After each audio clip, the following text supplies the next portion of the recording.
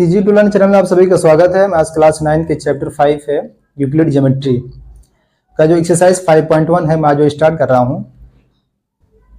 तो अगर आप जो मेरा चैप्टर 5 का जो इंट्रोडक्शन वाला वीडियो अगर आप नहीं देखे हैं तो पहले आप वो वाला वीडियो जरूर देखें, क्योंकि आपको पता है कि चैप्टर 5 अधिकतर थ्योरेटिकल चैप्टर है। आप अगर वो वाला वीडियो नहीं देखेंगे, क्योंकि यूक्लिड साहब कुछ एक्सियम एंड पोस्टुलेट वगैरह दे के चले गए, अगर आपके माइंड में अगर वो सब नहीं रहेगा कि यूक्लिड साहब का फर्स्ट वाला एक्सियम या फर्स्ट वाला पोस्टुलेट या सेकंड वाला जितने सब दिए थे वो अगर आपके माइंड में नहीं रहेगा, आपको याद नहीं रहेगा, तो आपको एक्सरसाइज वगैरह जो चैप्टर 5 का है 5.1 और 5.2 आपको क्वेश्चन करने में प्रॉब्लम होगी। तो पहले आप वो वाला वीडियो जरूर देखें, उसके बाद एक्सरसाइज 5.1 पर आए।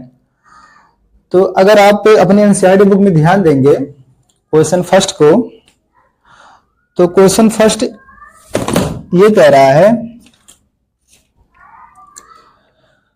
विच of the following statement are true and which are false. कह रहा है कि फॉलोइंग स्टेटमेंट में कौन सा गलत है, कौन सा सही है। कह रहा है क्यों सही है क्यों गलत है, उसका आप रीजन दीजिए। तो अगर आप क्वेश्चन फर्स्ट के पहले वाले पार्ट पे ध्यान देंगे तो लिखा है only one line can pass through a single point. कह रहा है कि एक सिंगल पॉइंट से एक ही लाइन पास कर सकते हैं। ऐसा अगर ये कौन कह रहा है, क्वेश्चन कह रहा है। मैं अगर यहां पे एक सिंगल पॉइंट ड्रा करूं तो कह रहा है इस सिंगल पॉइंट से सिर्फ आप क्या कर सकते हैं, एक ही लाइन पास कर सकते हैं इनके हिसाब से। चलिए, मैंने एक लाइन पास किया, मैं यहां भी तो पास कर सकता हूं, इधर से मैं इधर से भी तो पास कर सकता हूं, इधर से भी पास कर सकता हूं। ऐसे कई सारी indefinite line can pass through a single point. Means एक सिंगल पॉइंट से आप कई सारी लाइन पास कर सकते हैं। बस क्वेश्चन फर्स्ट का जो पहला पार्ट था बस इतना ही है और कुछ नहीं करना है इसमें। तो अगर आप क्वेश्चन फर्स्ट के सेकंड पार्ट पे ध्यान देंगे तो ये पूछ रहा है there are an infinite number of line which pass through a two distinct point. कह रहा है कि दो अलग अलग पॉइंट से,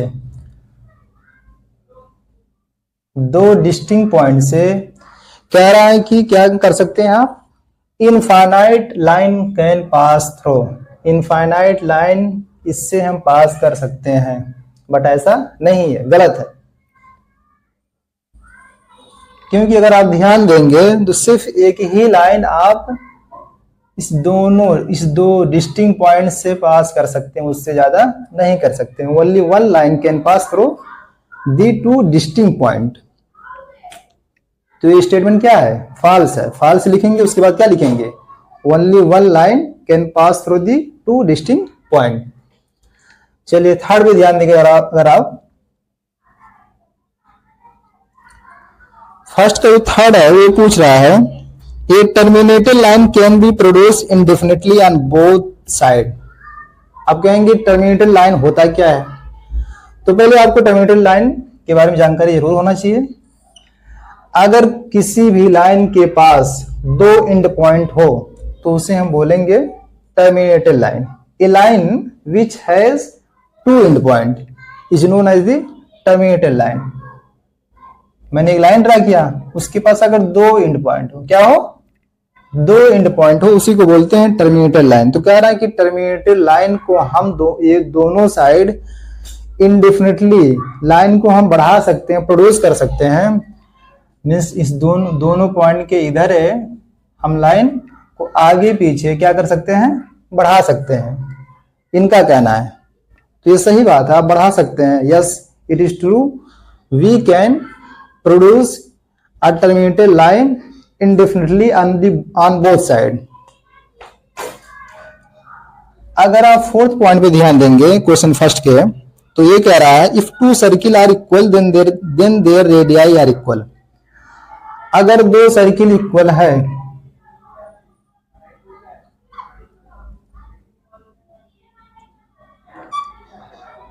ड्राइंग पे आप ध्यान ना दीजिएगा, हो सकता कुछ हल्का फुल्का मिस्टेक हो सकता है। कह रहा है कि मैं दो सर्किल मान लीजिए ड्रा किया, एक ए एक बी।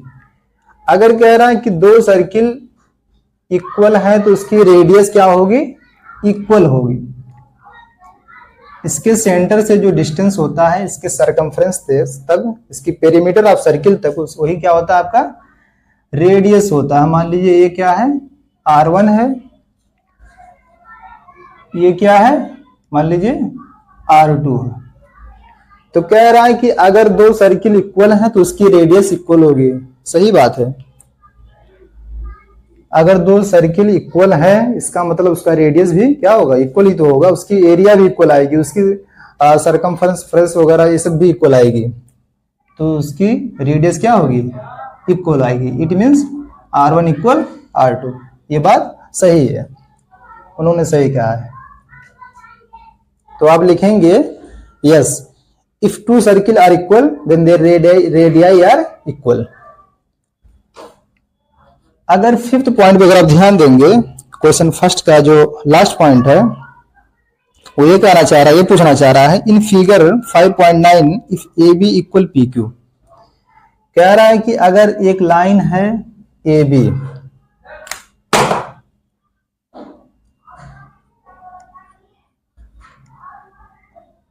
लाइन ए बी और क्या है पी क्यू, एक और लाइन दिया है एक्स वाई।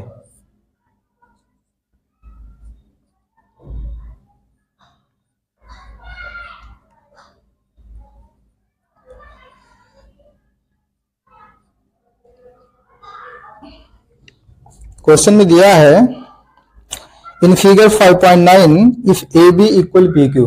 कह रहा है कि अगर ए बी पी क्यू के बराबर है and P Q equal X Y, ये क्वेश्चन कह रहा है, क्वेश्चन में सब दिया है।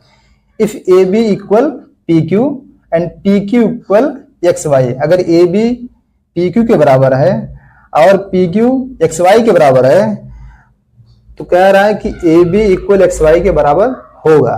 यस, ये तो होगा ही, सही बात है, क्योंकि ये सब आपस में क्या है, सब इक्वल ही लेंथ के तो हैं। अगर ये इसके बराबर है, ये वाला इसके बराबर है, इसका मतलब आपस में सब क्या है, इक्वल तो ही है, तो A B equal X Y भी हो जाएगा। बस ये क्या था आपका क्वेश्चन फर्स्ट के जितने भी पॉइंट है मैंने सब करा दिया। बस थोड़ा आपको थोड़ा ध्यान देने की जरूरत है, कोई कठिन नहीं है, सब बहुत बेसिक पॉइंट है। अगर क्वेश्चन सेकंड को अपने एनसीईआरटी बुक में ध्यान देंगे तो क्वेश्चन सेकंड ये कह रहा है, ये पूछना चाह रहा है,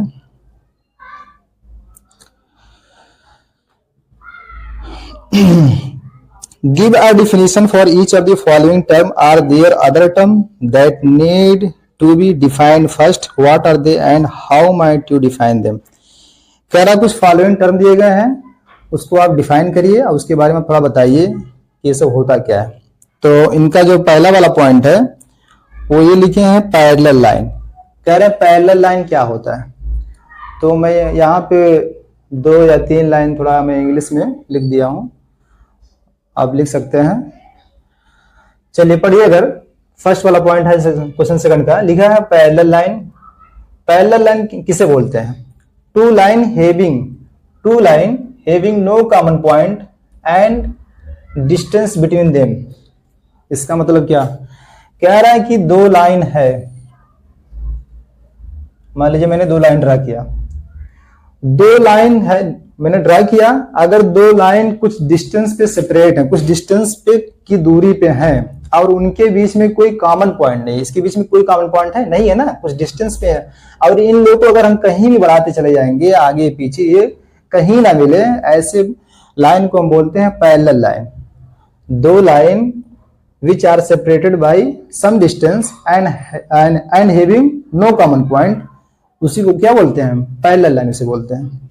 चलिए आपका सेकंड पॉइंट क्या कह रहा है, परपेंडिकुलर लाइन। तो परपेंडिकुलर लाइन अगर आप पढ़ेंगे थोड़ा, 2 lines which form 90 degree to each other. अगर 2 लाइन आपस में 90 डिग्री का फॉर्मेशन करें, 90 डिग्री आपस में बनाएं, तो उसे हम क्या बोलेंगे, परपेंडिकुलर लाइन बोलेंगे। जैसे मान लीजिए मैं एक लाइन ड्रा किया, एक लाइन एक इधर इस तरह ड्रा कर दिया, तो ये अगर इस तरह आप 2 लाइन ड्रा कर रहे हैं तो ये आपस में 90 डिग्री का फॉर्मेशन करते हैं।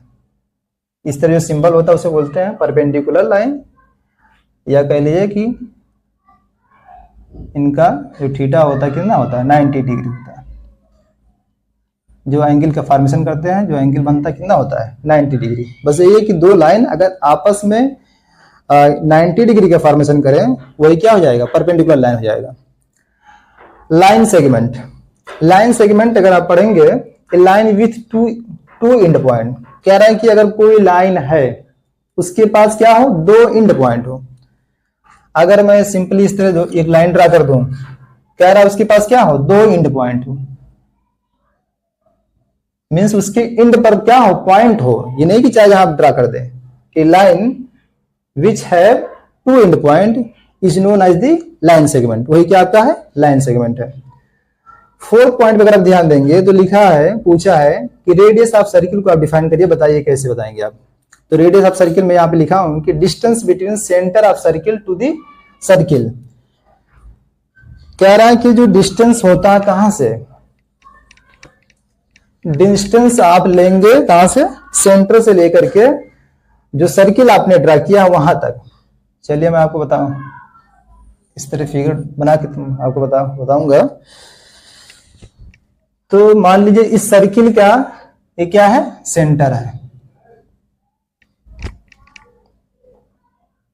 ये क्या है, मैं इस सेंटर के हेल्प से मैंने क्या किया, एक सर्किल ड्रा किया। तो अगर मैं बताऊं कि रेडियस होता क्या है, आप डिफाइन करना चाहें तो आप इस तरह बता सकते हैं कि सेंटर से, कहां से, सर्किल के सेंटर से अगर आप जो सर्किल का जो पेरीमीटर है किसी भी पॉइंट तक अगर आप दूरी लेंगे तो उसी को बोलते हैं रेडियस ऑफ सर्किल। बस यही आपका क्या होता है, रेडियस होता है।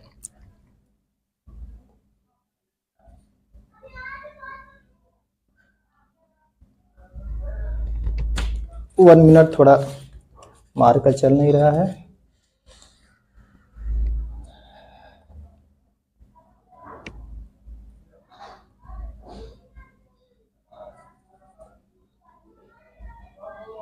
ये सेंटर आपका था, ये आपका रेडियस हो जाएगा।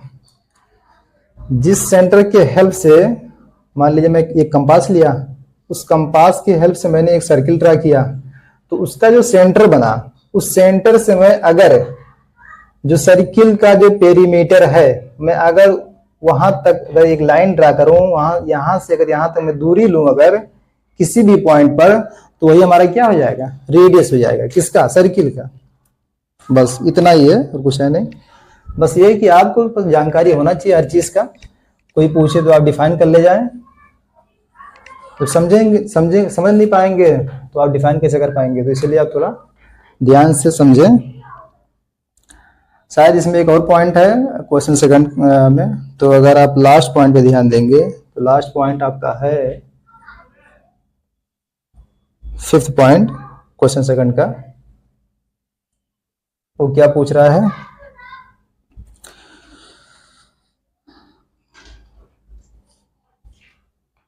क्वेश्चन सेकंड का अगर फिफ्थ पॉइंट पे अगर ध्यान देंगे तो पूछ रहा है कि स्क्वायर क्या होता है। स्क्वायर को आप डिफाइन करिए।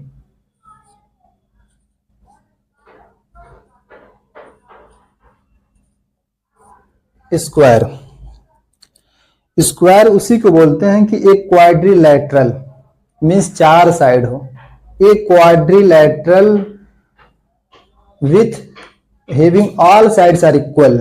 एक क्वाड्रिलैटरल में चार साइड हो, जिसकी सारी साइड क्या हो, इक्वल हो, और सभी साइड आपस में क्या बना रही हो, 90 डिग्री के फॉर्मेशन कर रही हो, वही क्या होता है, स्क्वायर होता है। क्वाड्री मीन्स होता है चार, लैटरल मीन्स होता है साइड। अगर मैं इस तरह चार साइड बनाऊं, किस तरह, मान लीजिए मैं क्या किया, इस तरह चार साइड मान लीजिए बनाया।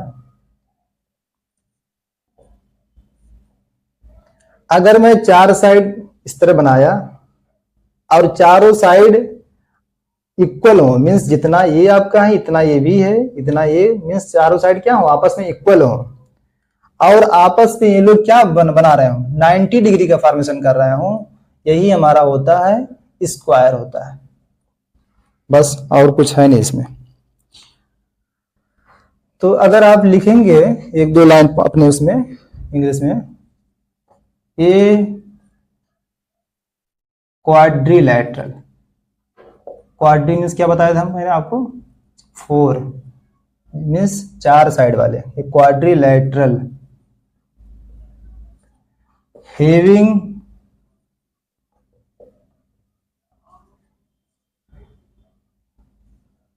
all sides are equal and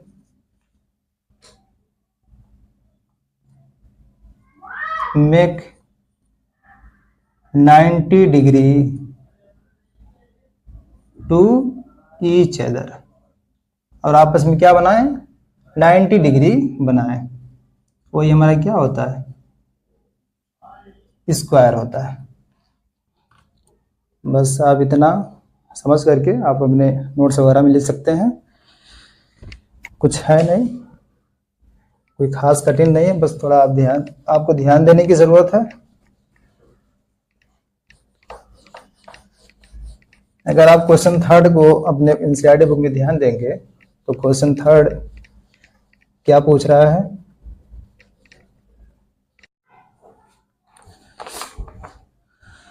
question 3 अगर आप ध्यान देंगे अपने एनसीईआरटी बुक में तो क्वेश्चन 3 ये पूछ रहा है, कंसीडर 2 पोस्टुलेट गिवन बिलो। कह रहा है कि 2 पोस्टुलेट दिए गए हैं, इनका जो पहला वाला पोस्टुलेट है क्वेश्चन में, थर्ड का अगर फर्स्ट वाले पॉइंट में ध्यान देंगे तो लिखा है given any 2 distinct point A and B there exist a third point which is in between A and B. कह रहा है कि यहाँ पे 2 पॉइंट है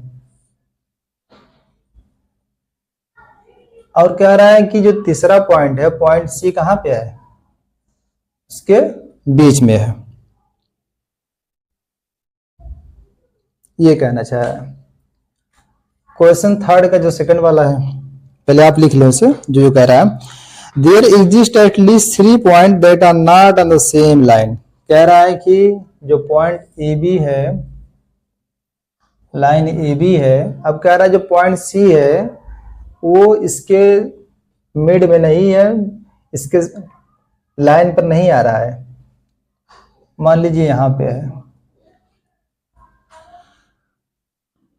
क्वेश्चन सेकंड ये कह रहा है do this postulate contain any undefined term. तो आप लिखेंगे yes this postulate contain any undefined term, इसलिए क्योंकि इन्होंने पॉइंट और लाइन के बारे में कोई डिस्कस ही नहीं किया, कुछ बताया ही नहीं है। फिर पूछ रहा है are this postulate consistent. Yes this postulate are consistent. Do they follow from Euclid postulate? No they do not follow from the Euclid postulate, क्योंकि ये यूक्लिड का पोस्टुलेट नहीं है। अगर आप ध्यान देंगे तो यूक्लिड का बताया हुआ क्या एक्सियोम है। बस इतना ही था इसमें और कुछ है नहीं, क्योंकि आपको पता है कि पूरा होल चैप्टर ही थ्योरेटिकल चैप्टर है। तो अगर आप क्वेश्चन 4 पे ध्यान देंगे, क्वेश्चन 4 कह रहा है if a point C lies between 2 point A and B. कह रहा है कि अगर पॉइंट सी ए और बी जो है एक लाइन है, लाइन क्या है ए बी, अगर पॉइंट सी इसके बीच में है, मिड में है, और ये कह रहे हैं कि ए सी इक्वल सी बी के लिए या बी सी के लिए, कह रहा है ये दोनों आपस में क्या है, बराबर है। जब कह रहा है कि अगर लाइन ए बी के बीच में अगर पॉइंट सी अगर मिड में आ जा रहा है, इसका मतलब क्या है, इसके बीचों बीच में होगा। इसका मतलब ही कि ये जो दोनों लाइन जो होगी आपस में क्या होगी, इक्वल ही होगी। तो ये क्या था, गिवन है, ये दिया गया है क्वेश्चन में। तो आप इस तरह लिख लें कि गिवन। प्रूव क्या करना आपको, प्रूव यही करना है, क्या करना prove, then prove that A C equal half A B. कह रहा आप क्या प्रूव करिए, ए सी इक्वल हाफ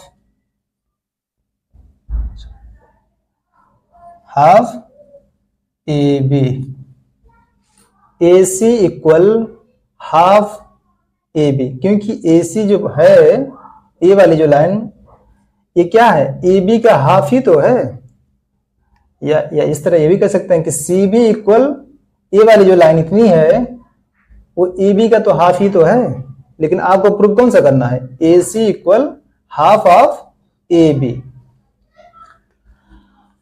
चलिए ध्यान दीजिए, अगर आप ध्यान देंगे तो जो दिया है पहले आप उसको लिख लें। क्या दिया है, A C equal C B. क्या दिया है, A C equal C B.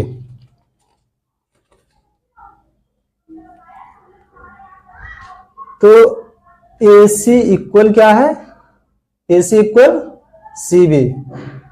ये इन्होंने क्या किया है, दिया। आपको प्रूफ क्या करना है, ये वाला क्या करना है, आपको प्रूफ करना है। और आपको पता है कि ए बी इक्वल क्या होगा, अगर मैं यहां पे लिखूं A B equal A C plus B C, A C plus B सी।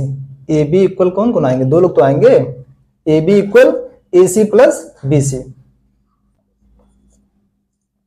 सी, तो अगर मैं ए सी इसमें ये जो दिया था, ये वाला जो दिया था, अगर मैं इस वाले में अकॉर्डिंग टू एक्सियोम थर्ड के हिसाब से, सॉरी एक्सियोम सेकंड कह रहा था, हाँ एक्सियोम सेकंड है, अकॉर्डिंग टू एक्सियोम सेकंड है, अगर मैं इस वाले में जो इन्होंने दिया था ए सी, ये तो इन्होंने दिया था, अगर मैं इसके साथ एक और ए सी जोड़ दूं, ये वाला इसके साथ भी क्या करूं, एक C B plus A C. If two equals are added on the both side then the whole are equal. ये एक्सियोम यूक्लिड साहब का जो एक्सियोम सेकंड था वो कह रहा है। तो अगर आप दो इक्वल चीज अगर आप ऐड कर रहे हैं दोनों साइड, तो इसमें रिजल्ट आपके क्या आएगा, वही सेम आएगा, मीन्स कोई ज्यादा फर्क नहीं पड़ेगा। तो ए सी क्या हुआ, 2AC, 2AC, आपके घर में 2AC आ गया, क्या हुआ, 2AC। AC plus AC means कितना हुआ, 2AC हुआ। CB plus AC, CB plus AC या कह लीजिए BC, CB कही है तो BC कही, सेम तो बात है। तो CB प्लस AC किसके बराबर है, AB के तो बराबर है। CB प्लस AC किसके बराबर है, यही तो है, मैं यहां पे लिखा हूं ना, AB equal AC plus BC। तो CB प्लस AC किसके बराबर है, AB के बराबर है। तो हमारा AC इक्वल टू इसके साथ मल्टीप्लाई में है, उधर जाके क्या हो जाएगा, डिवाइड हो जाएगा। It means half of AB। बस यही प्रूव करना था आपको, बस थोड़ा ध्यान दीजिए, कोई कठिन नहीं है, इतना तो शायद आप कर सकते हैं। ये हमारा था क्वेश्चन 4। चलिए क्वेश्चन 5 पे ध्यान दीजिए। Question 5, point C is called the mid point of line segment AB। कह रहा लाइन सेगमेंट AB, मान लीजिए मैं क्या किया, एक लाइन ड्रा किया। लाइन सेगमेंट मीन्स क्या होता है कि एक लाइन हो जिसके पास क्या हो, दो एंड पॉइंट हो, उसे बोलते हैं लाइन सेगमेंट। तो कह रहा है कि अगर point C line segment AB का मिड पॉइंट हो, मान लीजिए C, मैंने यहां पे मिड पॉइंट ड्रा किया। Prove that every line segment has one and only one mid point. कह रहा है कि प्रूव करिए कि सभी लाइन सेगमेंट के पास सिर्फ एक ही मिड पॉइंट होता है। क्या होता है, सिर्फ एक ही मिड पॉइंट होता है। तो अगर यहां पे मैं एक पॉइंट और लूं,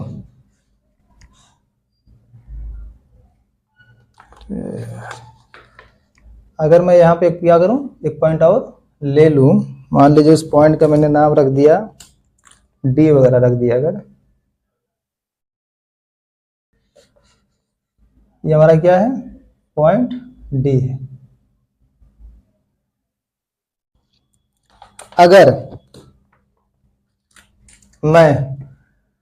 अगर मैं पॉइंट सी को मिड पॉइंट मानूं, पॉइंट सी हमारा क्या है, मिड पॉइंट है किसका, ए बी का, तो हमारा ए सी इक्वल क्या हो जाएगा, इफ, पहले लिख लीजिए, इफ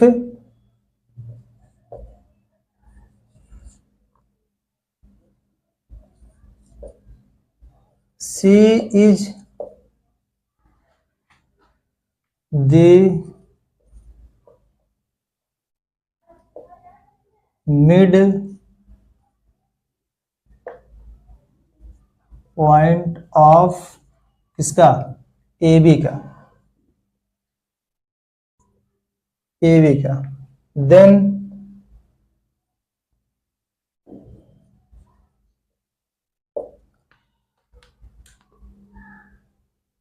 देन हमारा ए सी इक्वल क्या हो जाएगा, हाफ ऑफ ए बी हो जाएगा। मान लीजिए मेरा पहला फर्स्ट इक्वेशन बना। अगर मैं डी पॉइंट को मानूं कि ए बी का क्या है, मिड पॉइंट है, if D is the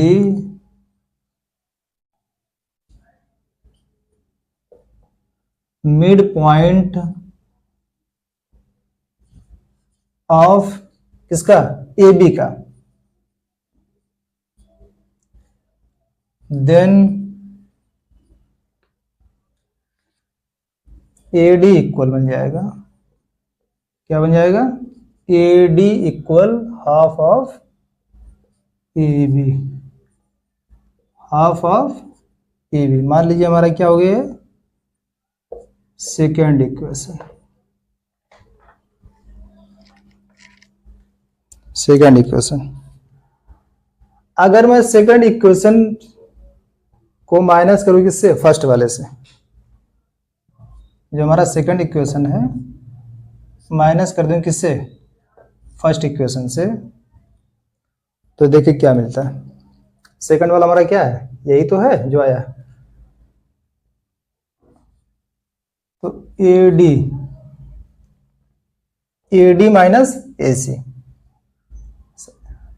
equal के इधर वाला इक्वल के इधर वाला है, इसका इसी से तो माइनस करेंगे, ए डी माइनस क्या हो जाएगा, A C equal half A B minus half A B,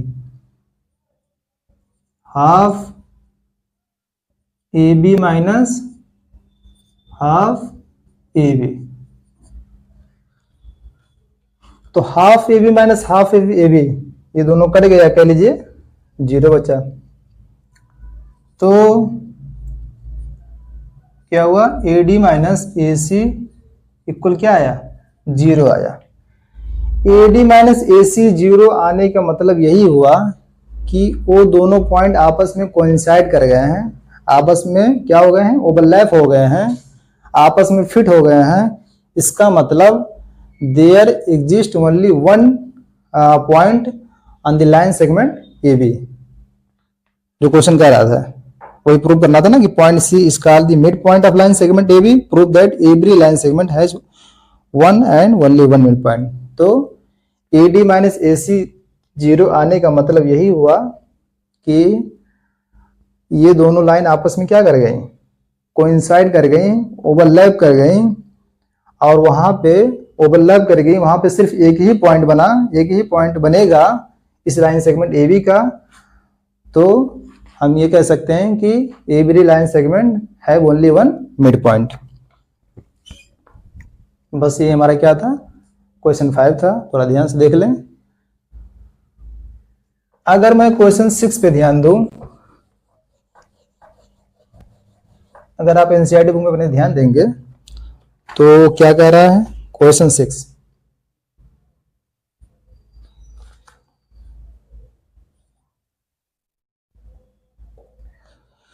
in figure if AC equal BD then prove that AB equal CD। कह रहा है उन्होंने कुछ फिगर दिया है, आपके एनसीईआरटी बुक में है, ध्यान देंगे अगर आप। AB लाइन क्या है, AD है, B और क्या है, C है। कह रहा है AB इक्वल नहीं, if AC equal BD, AC equal BD, ए वाली इसके बराबर है, ऐसा क्वेश्चन कर रहा है। इफ AC इक्वल BD है, prove that AB equal CD। तो कह रहा है कि अगर AC इक्वल BD है तो आप प्रूव करिए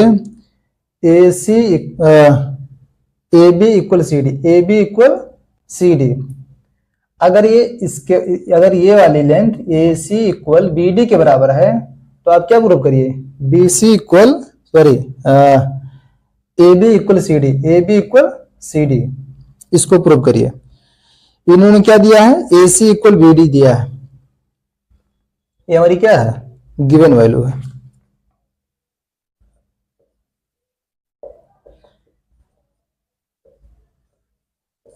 गिवन है, हमें प्रूव क्या करना है, टू प्रूव, क्या करना है, प्रूव करना, to prove that AB equal CD,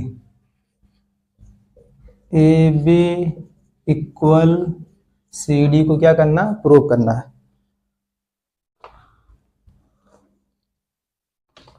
चलिए क्या दिया था, ये दिया था, अच्छा AC इक्वल BD दिया है। तो अगर आप जो दिया है उसमें थोड़ा छेड़खानी करें, थोड़ा उसमें कुछ करें, मॉडिफाई करें, तो AC equal BD, AC equal BD ये इन्होंने दिया। AC में कौन कौन आ रहा है, AB प्लस BC तो आ रहा है। AC में कौन कौन आ रहा है, AB प्लस BC।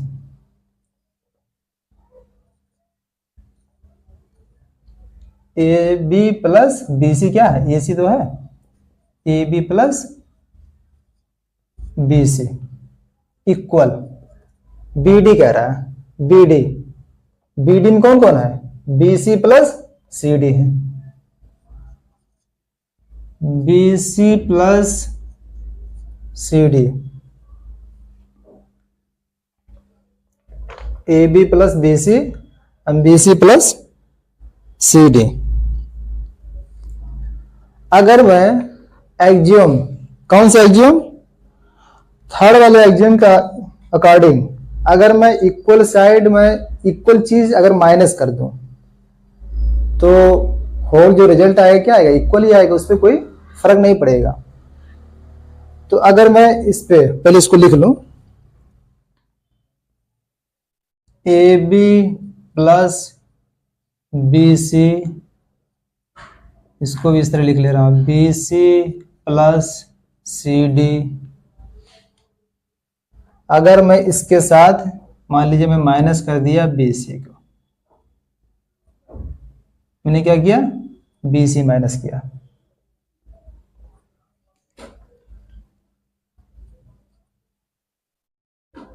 इसके साथ भी BC माइनस किया। तो यहां पर अगर आप ध्यान देंगे तो कुछ करता हुआ नजर आएगा, या कहेंगे माइनस में ये BC है, प्लस में BC है, कट जाएगा, ये दोनों कट गया, ये खत्म, माइनस BC प्लस BC इधर भी खत्म। तो क्या बचा, AB बचा और CD बचा, AB इक्वल CD। बस ये आपको क्या करना था, यही तो प्रूव करना था ना आपको।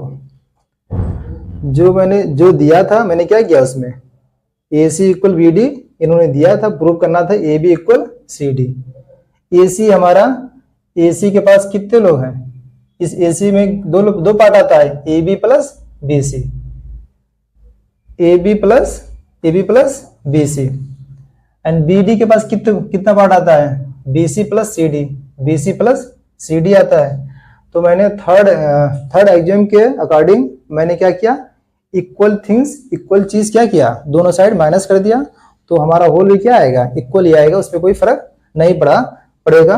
तो मैं अगर दोनों साइड माइनस बी सी कर दूं तो माइनस बी सी से प्लस वाला बी सी एक कट जाएगा, माइनस बी सी से ए वाला कट जाएगा, तो हमारा क्या बचेगा, A B equal C D बचेगा।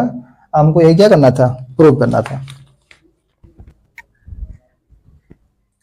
क्वेश्चन सेकंड ये हमारा था, सॉरी क्वेश्चन 6 था ये हमारा। क्वेश्चन 6 के बाद अगर आप ध्यान देंगे तो ये लास्ट क्वेश्चन 7 है, एक्सरसाइज 5.1 का। ये क्या कह रहा है कि why is axiom in the list of Euclid's axiom considered a universal truth.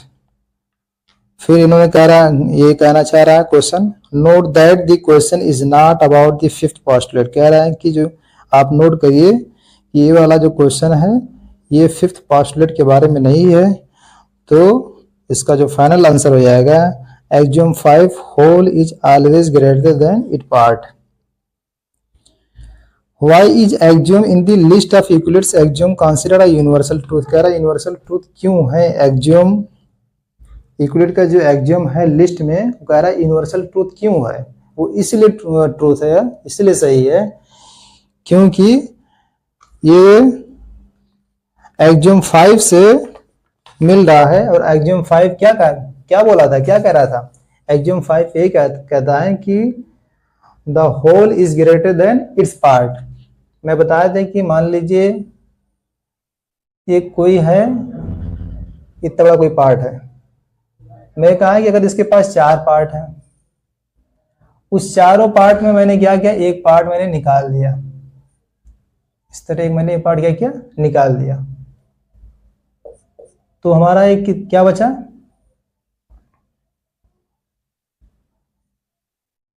इसी तरह तो बचा। और जो पार्ट है, पार्ट हमारा किस तरह बचेगा, इस तरह बचेगा। तो कह रहा है कि जो होल वाला पार्ट से क्या होगा, हमेशा बड़ा होगा। बस यही आपको करना था, whole is always greater than its part. कह रहा है कि होल जो होगा हमेशा पार्ट से क्या होगा, बड़ा होगा। बस ये एक्सरसाइज 5.1 का लास्ट क्वेश्चन था, कोई खास कठिन नहीं है, बस थोड़ा आप ध्यान से जो मैं बता रहा हूँ आप सुनते रहिए, देखते रहिए, और आपको हर एक पॉइंट क्लियर हो जाएगा। बस आज के लिए इतना ही। Thanks for watching.